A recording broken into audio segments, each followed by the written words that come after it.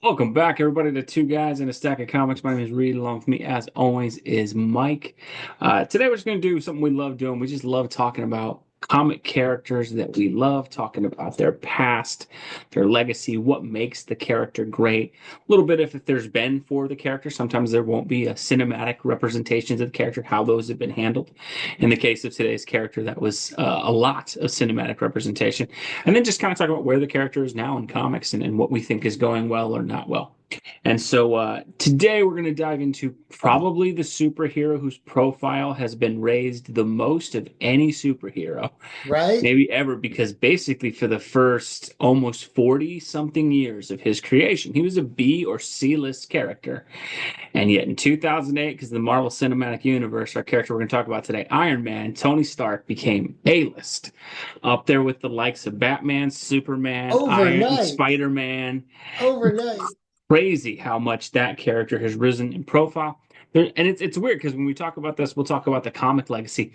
There is kind of a weird divide of like comic fans of Iron Man and movie fans of Iron Man, and people having some issues with both, and we'll dive into that as well. But Mike, you and I are both fans of the character. I know you have fallen off on the comics end of Iron Man with like a lot of Marvel characters, where they've kind of lost you with some runs. But for you, for Iron Man, just the whole concept of Tony Stark as a character, his comic origins, what is it that makes the character great in your opinion? Well, I'll have to go back all the way to when I was a kid and I first started buying Iron Man comics. I loved Tony Stark because he was different. Like he was this rich industrialist guy and he created this suit, and it was form fitting and the special material that was bulletproof, and it was just really cool, and the rocket boots so he could fly around. Who doesn't like that when you're buying your comic books? Yeah, I want to see that guy fight bad guys. He was a great character, legendary character, but like you said, he was like a third stringer. You Yeah, had Spider-Man, Thor, Doctor Strange, the X-Men, all these other, they were the main lineup for Marvel. And then you had Captain America, of course, you had Submariner, you had Hulk, who was on again, off again in the 60s, and then you had Submariner and Iron Man. They were third string, and they kept him in publication, whereas X-Men was kind of canceled at one point. I think Hulk was definitely canceled after 6 issues. yep. But they kind of kept Iron Man going through that Marvel, what was it, Tales of Suspense, where they had two characters Like a in dual one book. comic. Yeah. A little bit of history there. According to their distribution contract, they could only put out like 8 books a month.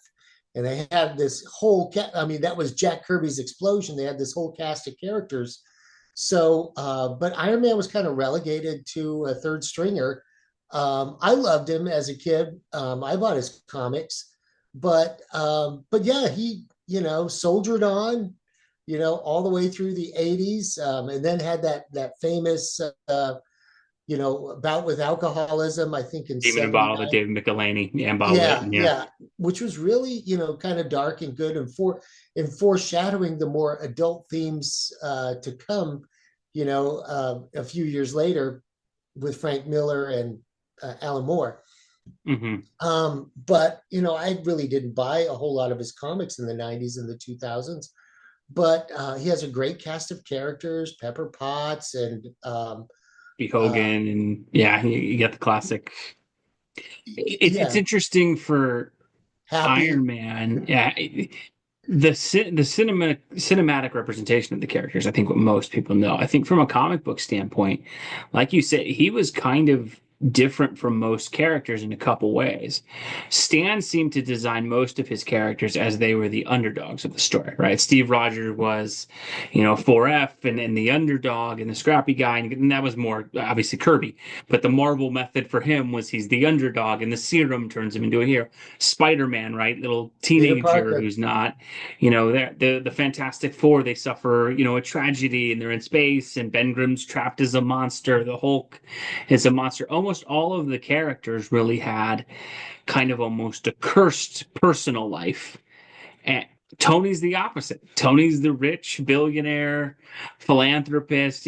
Back then I think he was a millionaire in the original comics. I don't know if they had the concept of billionaires at that point Not as like we do believable. today. Um, Right. and so he was a much different character. And I think Stan's talked about wanting to create a character like that because he was kind of what you would anticipate more as like a Lex Luthor type villain of how could I examine a character like this. I think the coolest thing with Iron Man is he is the James Bond of superheroes, in my opinion, in that he's more wish fulfillment fantasy stuff than it is like a character that you relate to. And I think that's Right. why he was such a great character in the movies. Is that Iron Man is basically, I mean, this is a recent comic that's not great, but you see the suit, the jetpack, everything. He's an action figure brought to life. He's every Yeah. cool action figure thing is a kid's imagination of, oh, and then I got a sword and lasers and all this stuff. And Yeah. I think he's the perfect blend of that Marvel method of creating heroes with really cool things that always allow him to grow with the times. I think that's the coolest thing about Iron Man is basically as the comic grows, you can always change his tech to it's the cutting edge tech for the 60s or the 70s or the 80s or the 90s and now up into the And 2020s. the big update happened early on. When Jack drew him, he kind of drew him like the Tin That Man huge from Wizard of bulky Oz. silver and then gold armor, yeah. Yeah, the Mark One suit, and then they tapped Steve Ditko to help give him a new design, and that's when you get the jazzy red and yellow suit that kind of perpetuated. Of course, he used to have the little wings. Yeah, the little wings helmet thing, that yeah. that was all Steve Ditko, and I thought it was kind of cool. You could tell, but of course, those went away after a few issues, and he have the sleek, slimmed down version, red and yellow Iron Man suit. But yeah, the Well, Iron then I think Patriot, all the those. other reason he's kind of ahead of his time too is, like you said, Demon in a Bottle was at that point we'd never really seen heroes have a problem to that level, right? The There were sidekicks did in the early yeah, 70s. there was you had what was it the Green Arrow, Green Lantern with Roy Harper and all that, but to have the main character, the title character, have that personal struggle and have it to be so exacerbated in the comic and be something that has really become almost a defining thing of the character now in the common you know period that we're in now, where basically that is one of the it's just the thing about Tony Stark. He's an alcoholic. Like you Yeah, can look at almost any run of comics now that comes up, and I do think modern writers play into that a little too much, but I do think it's kind of cool they honor that.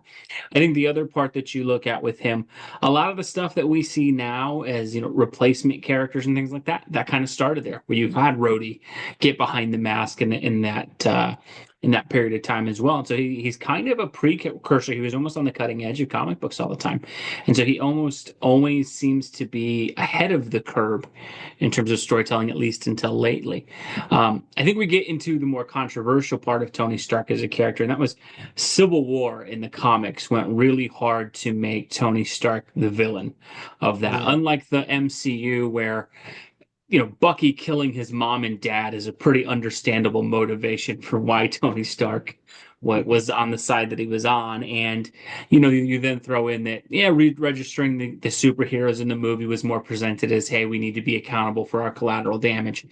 The comics really were not subtle at all. He was out by the end. He's putting I think nanites in villains and having them hunt down the heroes and yeah, stuff like that. They really went very far to make him the villain. And honestly, I will say I hate Civil War as a comic book event for that because I think while the yeah. movies gave us a great Tony Stark, I think ever since Civil War, people have plugged into two things with Tony Stark.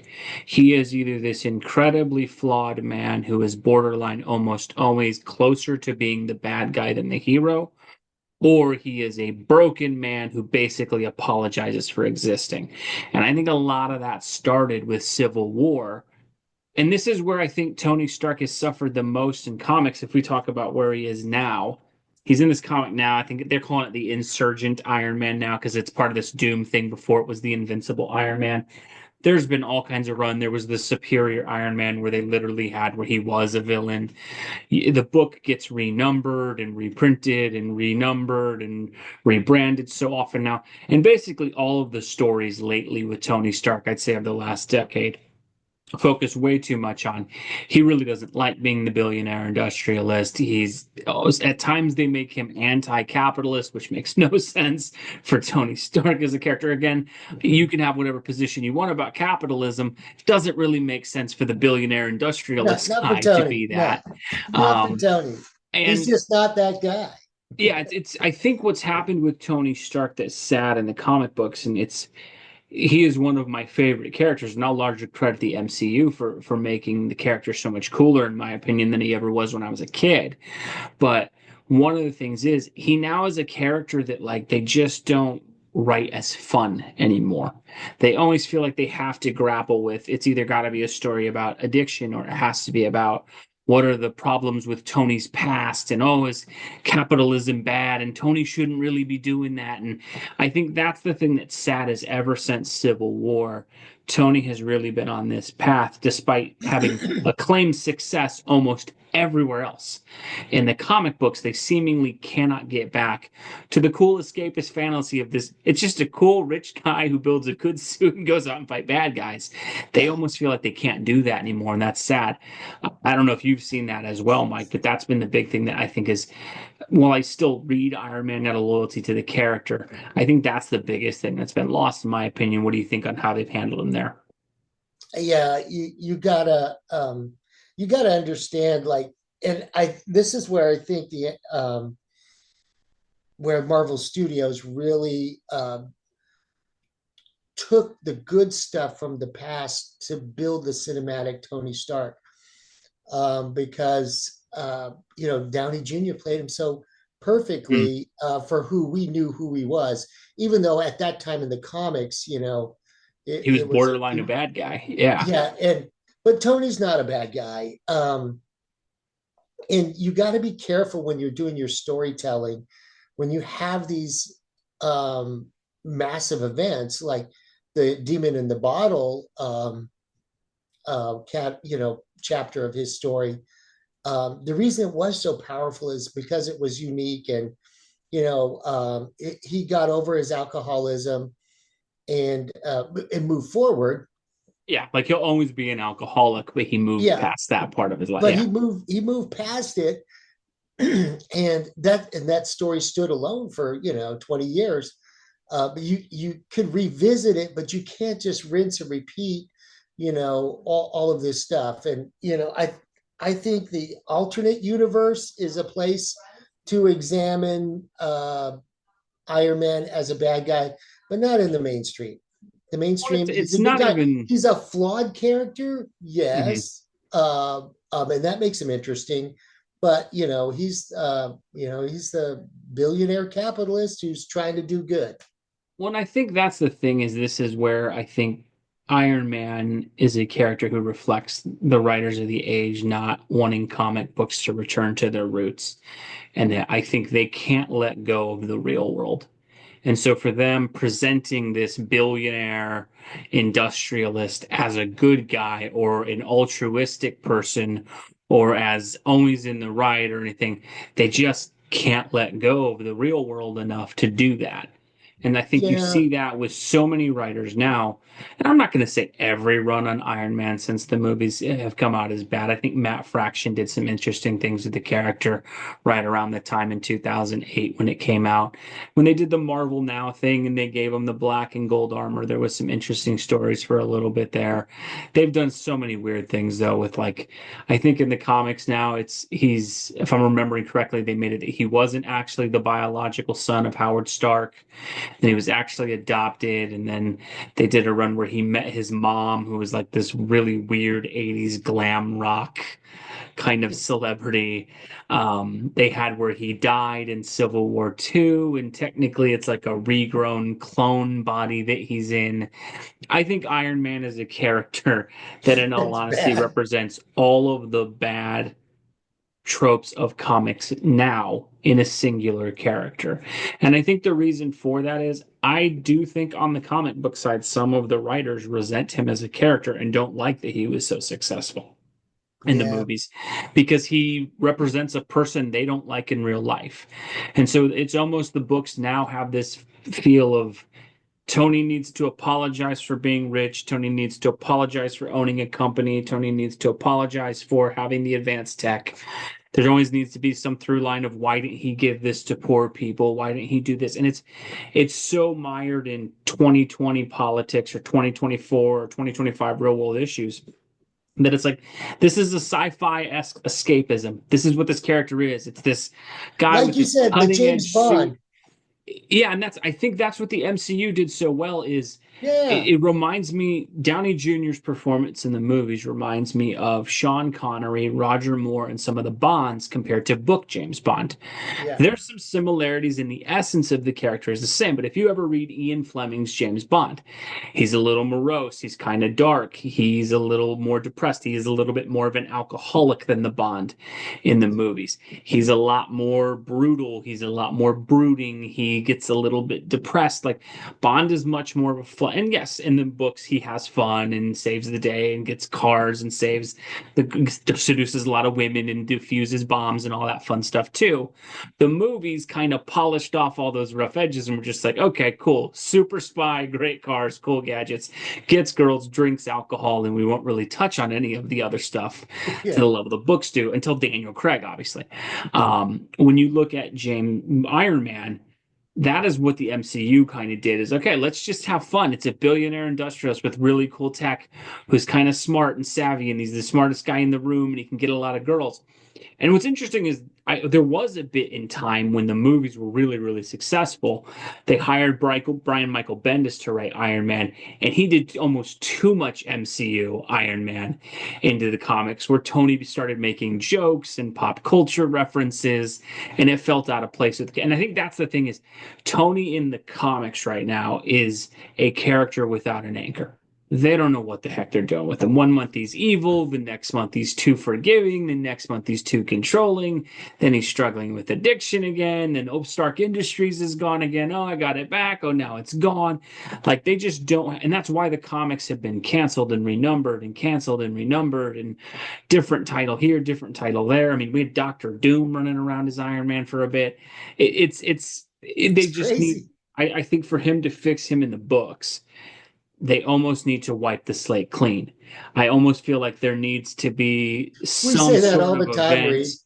We say Huh? that all the time. We Well, no, say but that all the time. unlike But it's X-Men, true. well, It's I so think the thing true. is, once I've got Tony Stark's consciousness living inside a cloned body, he's no longer the son of Howard Stark. We've gone too far. This You isn't the think? character anymore. You And think? it's where they've let too many creatives take wild swings to try to redefine the character. And it's like, guys, just get back to it's a rich guy in a metal suit. It's fine. We can let this and we can let It him have drives. fun, right? If Yeah. you want to make him more philanthropic, where he's giving his money away, and instead of the billionaire industrialist piece, emphasize that, right? Or Yeah. if you want to have that he turns his company around and he starts deciding, hey, my company's going to hire people that can't get jobs anywhere else, and I'm like, you could do some things with it if you want to address issues like that and not just have him be the richest man on the planet but you have to get him back to being the armored golden avenger who's in a suit going to Yeah. fight bad guys and saving the Yeah. day. And that's these latest comics. It's so much about Tony wrestling with was I a bad person in the past for running this huge conglomerate business and what do I do? Tony It's like would never think like that. he's And he would that's the beauty never. of the character is he's not Spider-Man where he's grappling all the time with am Yeah. I the bad guy or the good guy? Tony, yes, he's more serious in the comics. There is a part of him that knows he's a flawed man, but he also is a bit more James Bondish where he has fun with this. He likes being Iron Man.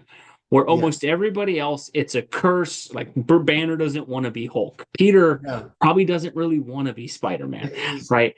tried to Tony stop many times. chose to be Iron Man. And yes, Yeah. you had the heart thing originally, and he needed the suit to keep him alive and all that. But at this point, it's been for a while. Tony chooses to be Iron Man. It's one of Yeah. the cool things to have a hero who's like that, where it's more, he isn't truly born out of tragedy in the way that Bruce Wayne is or Peter Parker. He is more, has something bad happen to him. He needed the thing for his heart to keep him alive. But then, hey, man, I can be Iron Man. It's just, Yeah. it's really I, cool. And I wish they'd get back to that, and that I think he can be the fun escapist character again. And yes, you can touch on some timely issues. You can have, I think that's the part I'm so disappointed in with some of the comic books is with all the advances in technology. If you really wanted to drag into some interesting debates in this and make the comic a little more serious, you could almost take more of a Star Trek angle of, okay, at what point is artificial intelligence life? And at which point it isn't. And like Dan Slott did a run where he tried to touch on that a little bit, but it just never went anywhere because it was all over the place. They just need to pick a direction. Make him a more philosophical character, make him a more action based character. They try to do all this stuff at once, and it's kind of like, I don't know what the heck to expect when I pick up an Iron Man comic book anymore. And I think that's one of the worst things you can say about a character. So I do hope at some point they can just clean the slate. I Tony's think back. Just yeah, do something with it. I think This they would ridiculous stuff they're doing doesn't work. I think they would sell a lot more comics if they brought it back to being escapism rather than political commentary. I For sure. think if you just put him back in the suit and he's the obnoxious billionaire in the room, has more money than anybody else, and he chooses to do this, and have him go back to formula, because like you said, he is like the James Bond, and we like that about him, and that's what Marvel Studios That's did what when the they brought him public out. liked about the character, and I think that's the And most stark. I mean, I did use the word without intent to. start The most blatant thing that Marvel should see. It is not that people don't like this character. The reason you have to keep canceling and renumbering this book and right. retitling it is what you're doing. Because everything else with Tony Stark sells like crazy. The games do well, the movies did well, action figures do well. He's one of the most popular characters in all of fiction at this point, not just comic books. He was the anchor point of a 10-year, multi billion-dollar business that has largely fallen apart simply because he died. Yeah. And like if you So can't sell Iron Man stuff in the climate that we have now, that is not Iron Man's fault. It's something no, it's you're not at all. doing. And so I Now, think hopefully a clean slate. We'll kind of close it out like we have with all these characters. We've only seen one cinematic Iron Man. So I think we'll talk a little bit about Downey and then maybe where we think they could take the character in the future. I would say Downey is among it's Christopher Reeve. I would say Charlie Cox is Daredevil, and possibly Hugh Jackman is Wolverine, although he's not comic accurate. He's one of the three or four best ever of playing a character. I oh would yeah, Downey's interpretation. For you, when you do, I mean, do you remember 2008 when the movie came out? You first sit down and see that. How did that strike you? Because I mean, that was a flashpoint for almost all superheroes. What do you think the legacy of like Downey as Iron Man is? it's quintessential. Yeah, it is Christopher Reeves. It is, you know, it, Downey did great with that character. He was okay when you set it up. Like Marvel was at a place where they had given away all their properties. Yeah, Spider-Man gone, X-Men Daredevil, gone, Fantastic Fantastic Four. Yeah. Four gone, Daredevil gone. And they're like, hey guys, we can do a movie. Well, what are we gonna go to? What's our character? And they picked Iron Man, and Robert Downey Jr. was at a place in his career where he was ready to swing for the fences at that role and take a big gamble, because who knows, like, what Oh was no, out when before then? superhero movies don't work for actors at that point in time, you look at like what Yeah, Catwoman did to Halle Berry and what yeah, some of those other, yeah, yeah. it was a swing. Yeah, and but he so nailed it. And I don't know how much research he did on the character, but he really was a very good comic book Tony Stark. And the reason it was, that's one of the main reasons it's so successful. It was so much of the formula that it was created with. They even had an homage to the Mark One suit with Jack Kirby, and they had a great one. I don't know how they pulled it off, but it's one of the best. We always talk about how the origin story is a detractor from the actual story because you have to put so much into the origin. They made it work beautifully. It was genius. And then they were off to the races. And then, billions of dollars later, you're never going to be able to replace Robert Downey Jr. They know it. Yeah, I think it is Christopher Reeve's Superman and him probably as the best two. Now, Yeah. he's not as accurate to the character as Chris Reeves was, but what I will say about him as Iron Man, the cultural awareness of the character simply because of the charisma that Downey brought to it is insane. I mean, I read comic books my entire life. I don't know that my mom could have ever picked Iron Man out of a lineup of superheroes and action No. figures in my room. No. She watched the. I believe my mom saw one of those in the theaters, and loves the movie. Like Iron Man just became this phenomenon, and it was Yeah. all because Downey just did so amazing in the role. And unlike Christian Bale's, and I'll even say different than Chris Reeve. Spider-Man, Superman, Batman, a lot of the ones that we associate these great performances with, those characters are huge, right? Chris Reeves was great, but Superman had been on TV before. He'd had cartoons before. He'd been a cultural phenomenon before. Same with Batman. Spider-Man had always had cartoons and been super popular. And I know there was that really short-lived Iron Man cartoon in like the 60s with the classic theme, and then you had the really short-lived one in the 90s. Iron Man was not a huge character. And so the fact that really, unlike the other characters who typically have had these incredible portrayals, basically his explosion is not even from the comics. It is Right. largely this guy, his performance, and how well he did and how much he made people love that character. Like you said, I don't know that you ever try to make Tony Stark happen again unless it's 20 or 30 years down the line because and the only other performance I can say that's close to it is Sean Connery as James Bond. Now, Bond was a little different because of the time and place back then. It's the 60s. Bond was one franchise. They had Lazenby. And honestly, you look at what happened to George Lazenby. He was in one movie, and yeah, he had some personal stuff, but he kind of had to leave the role because people just hated that it wasn't Connery. And really, Right. even Roger Moore's first couple, it took a while before Roger Moore was seen as like a James Bond. And Bond's Right. really the only character that's ever really been successful for that you can kind of push it through. I just don't know how you ever get anybody There's who, no and I way. think it still haunts James Bonds. I don't think there's any James Bond as great as some have been who hold the candle to Connery. He is Right. the definitive one. And so I think that's going to be the hardest part for Marvel is I don't know what you do with the character of Tony Stark. He's too big of a star to truly just let it die and never Yeah. bring back that character. So he'll probably go the way of Batman at some point where there's multiple versions of it. But what a long shadow that's going to cast on I know. anybody to I ever play know. that again. I feel bad for whoever the guy that inevitably is the first Iron Man post Downey. I Yeah. feel bad for that actor, and I hope he has a great career that allows it to be bulletproof Yeah. before, because that's going to go very badly, I think, for anybody who steps into that role, just because of how much he carried the character. I mean, that my teenager grew up with Iron Man basically being his favorite character is crazy to me because as a comic book fan, I would say prior to 2008, I don't know that even in comic book shops I ever met another person who said their favorite character was Iron Man.